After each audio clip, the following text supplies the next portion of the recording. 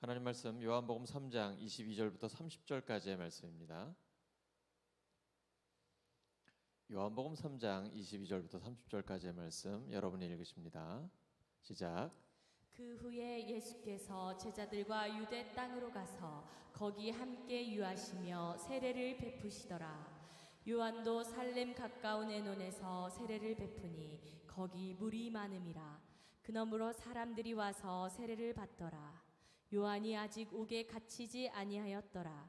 이에 요한의 제자 중에서 한 유대인과 더불어 정결 예식에 대하여 변론이 되었더니 그들이 요한에게 가서 이르되 랍비여, 선생님과 함께 요단강 저편에 있던 이 곧 선생님이 증언하시던 이가 세례를 베풀매 사람이 다 그에게로 가더이다. 요한이 대답하여 이르되 만일 하늘에서 주신 바 아니면 사람이 아무것도 받을 수 없느니라.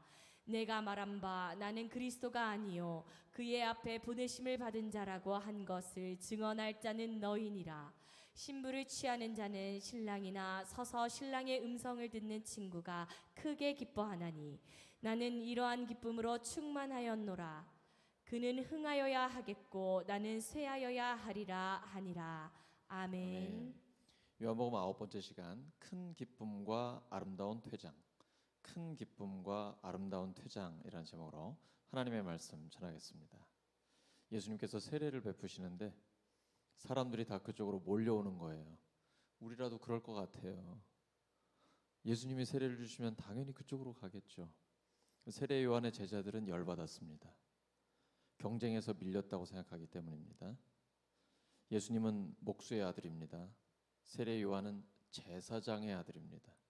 심지어 예수님도 세례 요한에게 세례를 받으셨습니다. 지금 상황이 역전됐습니다. 온 사람들이 다 예수님께 몰려오는 겁니다.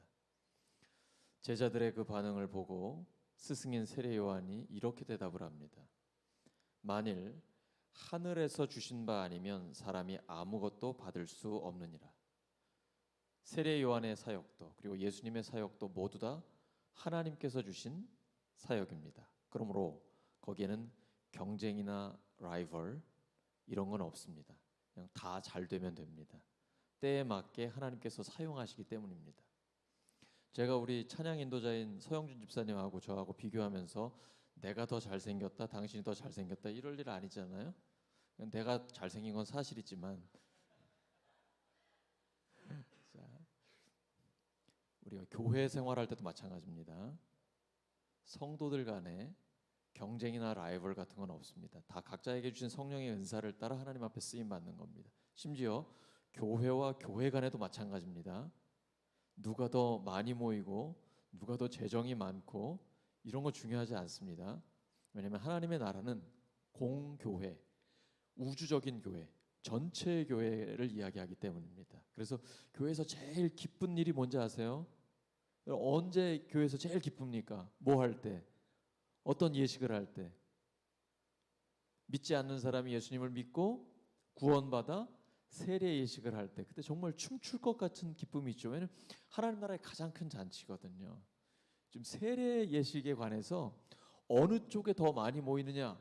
세례 요한의 제자들은 경쟁 구도, 라이벌 의식을 갖고 있는 거고요. 세례 요한은 그렇지 않아요.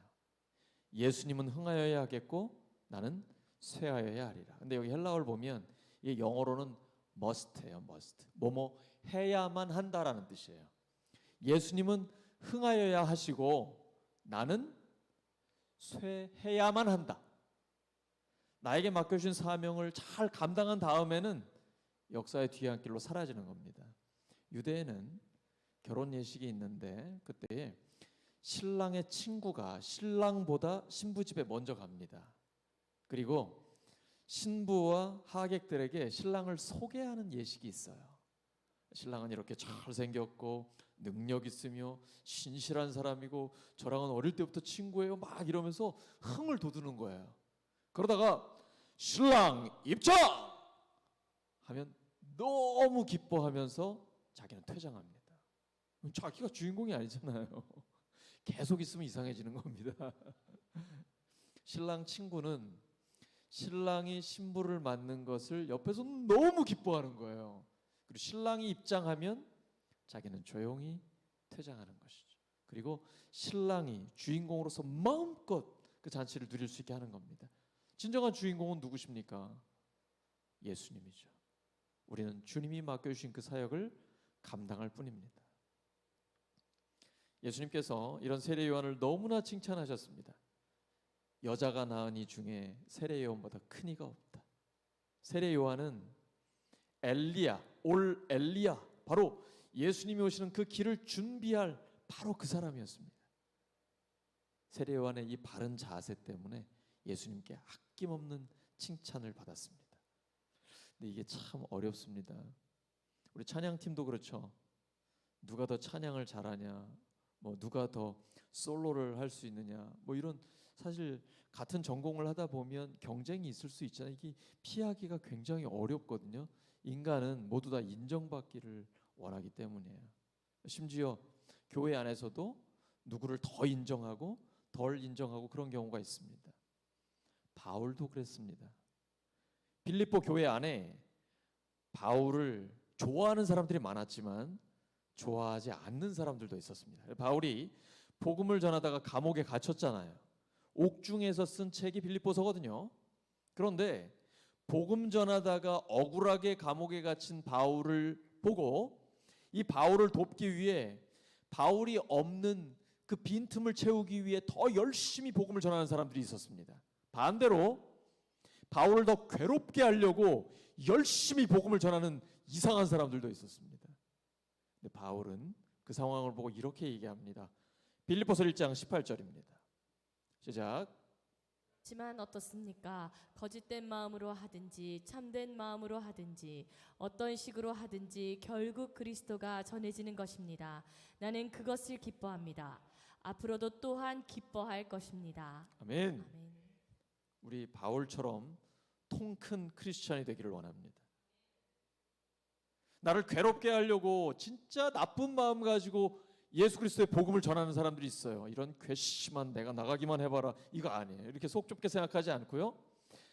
비록 나를 힘들게 하려고 열심히 복음을 전하는데 결국 전해지는 건 누굽니까? 예수님이란 말이에요. 나를 도와주려고 내가 이렇게 힘들게 감옥에 있으니까 나를 대신하여 복음을 전하는 그들을 통해서도 역시 예수님이 전해지고 있는 거예요.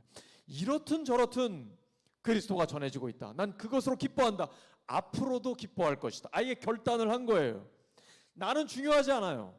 오직 그리스도만 드러나면 되는 것입니다. 오늘도 우리가 찬양한 것처럼 내가 매일 십자가 앞에 더 가까이 가오니, 무슨 말이에요? 내가 그리스도와 함께 십자가에 못 박혔나니, 못 박혔다는 건 죽었다는 거예요. 예수님 돌아가실 때 나같이 죽었다는 거예요.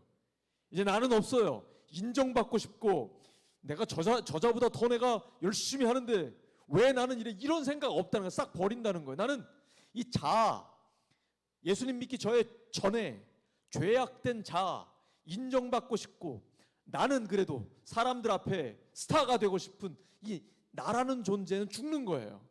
내가 그리스도와 함께 십자가에 못 박혔나니 그런즉 이제는 내가 사는 것이 아니 오직 내 안에 그리스도께서 사시는 것이라. 이제 내가 육체 가운데 사는 것은 나를 사랑하사 나를 위하여 자기 자신을 버리신 하나님의 아들을 믿는 믿음 안에서 사는 것이라.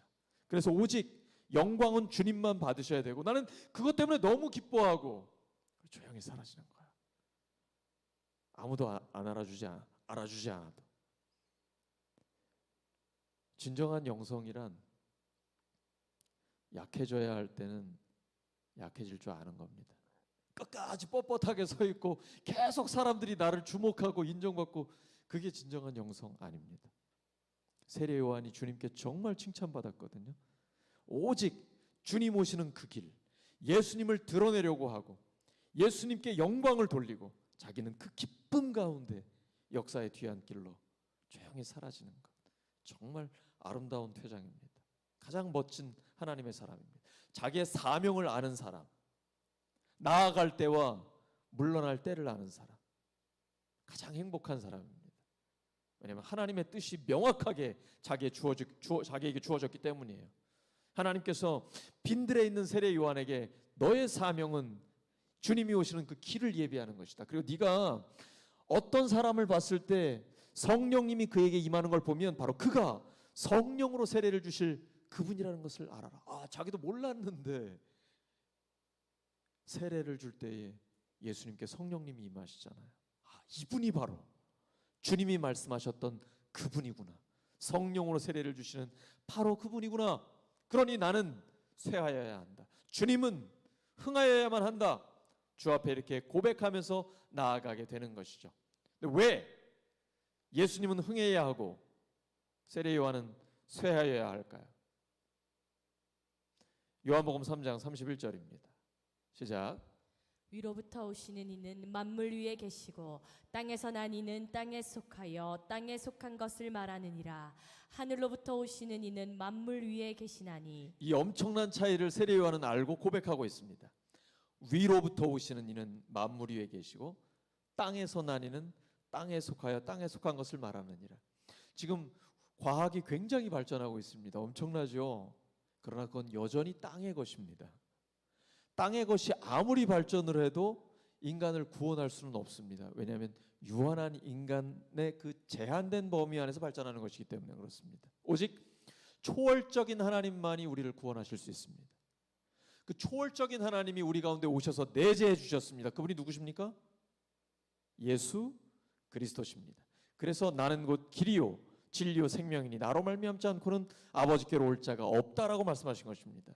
예수님을 모르는 사람은 왜 이렇게 독단적이요 배타적이냐라고 이야기합니다. 아닙니다. 정답은 하나밖에 없기 때문이에요. 구약의 유일하신 하나님이 사람이 되어 오셔서 우리의 모든 죄를 지시고 대신 죽으시고 부활하셨기 때문에 예수님만이 유일한 구원의 길이기 때문입니다. 세례 요한은 그분을 알기 때문에 나는 땅에서 나니고 예수님은 위로부터 나신 이입니다. 하늘로부터 오신 이는 만물 위에 계십니다. 예수님을 믿는 참된 그리스도인은 하나님 나라가 확장되고 교회가 부흥하는 것을 너무나 기뻐합니다. 내가 드러나는 건 중요하지 않습니다. 내 뜻이 관철되는 건 중요하지 않습니다. 찬양팀도 마찬가지입니다. 벌써 사람이 많고 1000명이면 1000명, 10,000명이면 10,000명 다 달라요. 사람은 다양하게 되어 있습니다. 이 다양성 속의 일치가 교회입니다. Unity in variety예요. 다양함을 존중해 주되 그리스도 안에서 하나가 되는 겁니다. 예수님의 죽으심과 부활의 복음으로 하나가 되는 겁니다. 그러니까 교회는 공동체는 내 뜻이 관철되는 건 중요하지 않습니다. 심지어 지도자도 내가 지도자니까 자기 뜻이 관철되는 것 중요하지 않습니다. 주님의 뜻이 이루어지는 것이 가장 중요합니다. 바로 그것이 교회요, 가정이요, 예수님을 믿는 믿음의 공동체입니다. 이때에 갈등이나 다툼, 분열이 없어집니다. 오직 그리스도 안에서 하나가 되는 것이죠. 그리고 참된 기쁨이 계속됩니다. 그 안에는 평강이 있습니다. 은혜가 넘칩니다. 그런데 자꾸 경쟁하고 라이벌 의식이 있고 내 뜻이 관철되려고 하고 나의 주장이 관철되어야 하고 이렇게 되면 각자가 다 그러기 때문에 거기에 갈등 관계가 생깁니다. 분열하고 다툼이 일어나고 이 아름다운 공동체도 깨어질 수가 있는 것입니다. 우리가 아름다운 공동체로 끊임없이 성장해 가려고 하면 나는 죽고 예수님이 드러나야 돼요. 내 뜻이 아니라 주님 뜻이 관철되어야 해요. 그래야만 공동체가 건강하게 성장할 수 있는 것입니다. 바로 세례 요한은 이걸 알았기 때문에 주님이 흥하셔야 하고 저는 쇠해야 합니다라는 거예요. 예수님이 이 세례 요한을 칭찬하셨고 이제 세례 요한은 갈 때가 됐습니다. 정말 멋지게 아무도 그 정치 지도자에게 쓴소리하지 못할 때 당신 제수씨를 취한 것 불법이요 하나님 앞에 죄요 라고 말했다가 참수당하고 그 쟁반 위에 올려진 채로 순교했던 세례 요한. 이제 예수님의 시대가 오죠. 예수님은 자기 자신을 늘 하나님께 보냄을 받았다라고 이야기합니다. 구약의 하나님이 나를 보내셨습니다라고 늘 이렇게 고백해요. 요한복음 12장 44절과 45절입니다. 시작. 예수께서 외쳐 이르시되 나를 믿는 자는 나를 믿는 것이 아니요 나를 보내신 이를 믿는 것이며 나를 보는 자는 나를 보내신 이를 보는 것이니라. 코 아마르 아도나이. 구약의 선지자들은 이 히브리어를 꼭 이야기합니다. 코 아마르 아도나이. 주님께서 말씀하셨습니다. 하나님께서 말씀하셨습니다. 내 얘기가 아니라 하나님의 말씀입니다. 하나님이 말씀을 주셨고 저를 보내셔서 주의 뜻을 전하게 하십니다. 근데 예수님도 동일한 말씀을 하시는 겁니다. 하나님이 나를 보내셨습니다. 나는 철저히 하나님의 뜻을 실천합니다. 나는 철저히 나를 보내신 그분의 뜻을 실천합니다.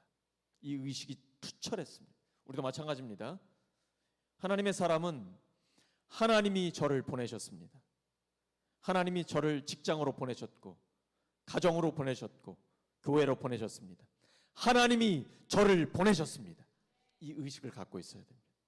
내가 있는 그 자리가 하나님이 나를 보내신 바로 그 자리입니다. 내 뜻을 이루는 게 아니라 하나님의 뜻을 이루는 것입니다. 철저한 보냄받은 의식을 우리가 갖고 있어야 합니다. 그때에 하나님의 사람답게 살 수 있습니다. 울산 같은 이런 대도시에서는 하나님의 사람답게 사는 게 쉽지 않습니다. 겉으로 볼 땐 굉장히 활력이 넘치고 늘 분주하고 바쁜데 속으로 들어가면 형제자매 간에 경쟁이 있고 미움이 있고 다툼이 있고 그 안에 어둠과 범죄도 있죠. 어떻게 하면 하나님 뜻대로 살 수 있을까요? 나를 보내신 하나님이 나와 함께 하십니다. 결코 우리를 내버려 두지 않으십니다. 세상 끝날까지 우리와 항상 함께 하신다고 하셨습니다. 주님이 함께 하시면 마른 뼈도 살아날 수 있습니다. 죄악된 도시에 하나님의 빛이 비치면 완전히 밝은 곳으로 바뀌게 됩니다. 개인도 공동체도 도시도 바뀝니다. 심지어 예수님 시대는 로마 제국에 의해 식민 지배를 받고 있었습니다. 그 악한 왕 분봉왕 헤롯이 있었습니다. 그러나 예수님께서는 생명의 공동체를 이루셨습니다. 그 주님이 우리와 함께 하시기 때문에 우리 가운데도 그 생명의 공동체를 이루실 수 있는 것입니다. 말씀 정리합니다. 빨리 끝내라는 표정들이 있어가지고 우리 그리스도인들은 하나님께서 나를 보내셨다라는 분명한 의식을 갖고 있어야 합니다. 하나님의 보내심을 받은 그리스도인은 신랑 친구의 기쁨을 갖고 있는 것입니다. 내가 신랑이 아니라 신랑 되신 예수님의 친구된 기쁨을 갖고 있는 것입니다. 오직 주님은 영광 받으셔야 하고 나는 사명을 다한 뒤에는 그 기쁨 가운데 아름답게 퇴장하는 것입니다. 예수님은 흥하여야 하고 나는 역사의 뒤안길로 아름답게 퇴장해야 합니다. 그러한 기쁨으로 충만하고 영광은 오직 하나님께 돌리는 우리 모두가 되기를 예수 그리스도의 이름으로 축원합니다. 함께 기도합니다. 아버지 하나님 감사합니다. 주님께서 주신 말씀처럼 하나님이 저희들을 보내신 이 자리에서 하나님의 영광을 위해 살기를 원합니다. 세례 요한처럼 주님은 흥하셔야 하고 저는 신랑 친구의 기쁨으로 충만하고 아름답게 퇴장하기를 원합니다. 그렇게 늘 기쁨으로 충만하고 영광은 하나님께 돌리는 저희 모두 되게 하여 주시옵소서. 예수 그리스도의 이름으로 기도드립니다.